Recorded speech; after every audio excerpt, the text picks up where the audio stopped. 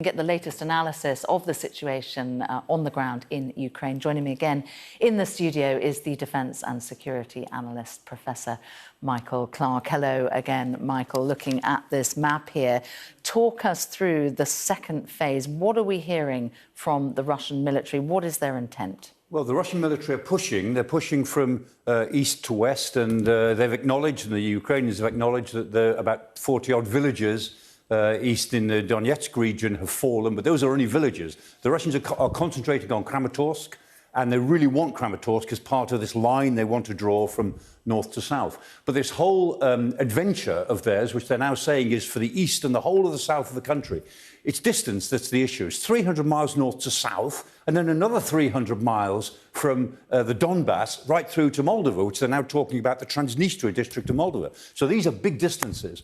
The Ukrainians are holding them at the moment, but these are very early days. What the Ukrainians now need is the heavy metal. They need the tanks, the armoured fighting vehicles, the artillery. Joe Biden announced yesterday another $800 million in military aid, which included 72 of the very good 155mm howitzers. That's great. But what the Ukrainians need is not 72 of them. They need 200 or 300 of them to make a game-changing difference. So it's a sort of logistics race that's going on at the moment. Now, the world's eyes have been focused not just on Ukraine, but in particular this place here, Mariupol. Now, the last stand there seems to be taking place at a steelworks. What is the latest situation? Yes, it looks like about 1,000 troops underneath the Azovstal steelworks, maybe 1,000 civilians, maybe 500 wounded civilians and military. The Russians have said that they won't go in after them, that they'll just screen them and move on, and that's a sensible thing. President Putin announced it with great fanfare yesterday, talking to his defence minister. He said, in fact, that he didn't even want to fly to be able to escape from there, didn't he? Well, you know, his commander on the ground, Dvornikov, could have worked that out for himself. I mean, no sensible commander sends people in to fight in the tunnels against a desperate enemy who've got nothing to lose. Russian media recently have started to report that the Russians are prepared to allow safe passage for everybody out of the Azovstal steelworks. That may be true. The question will be, will the Ukrainians believe them? Because it makes perfect public relations sense for the Russians to say that, and it will get the steelworks off the map, take it away as a problem. But what will they do with the Ukrainian soldiers? Would they send them to a prisoner of war camp? Would they take them around the back somewhere and shoot them? Or would they just send them home?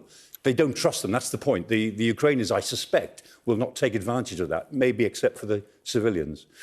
And then there's the images that have appeared overnight from Maxar, the satellite company. And this is an image from a place called Manhul, which is, Manhul, which is a village about 20 kilometres outside Mariupol. It is a cemetery, municipal cemetery, and this image was taken on the 19th of March. On the 3rd of April, another image shows a lot of area of new graves, about 200 new graves that have been created. We don't know who's in those graves. The Russian military may well say, well, those are Ukrainian soldiers that we buried with full respect. Ukrainians may say, no, they're civilians who've been illegally killed. Chances are we won't know for quite some time which of those is likely to be nearer to the truth. Oh, quite horrifying images either way, aren't they? OK, Michael, thank you very much.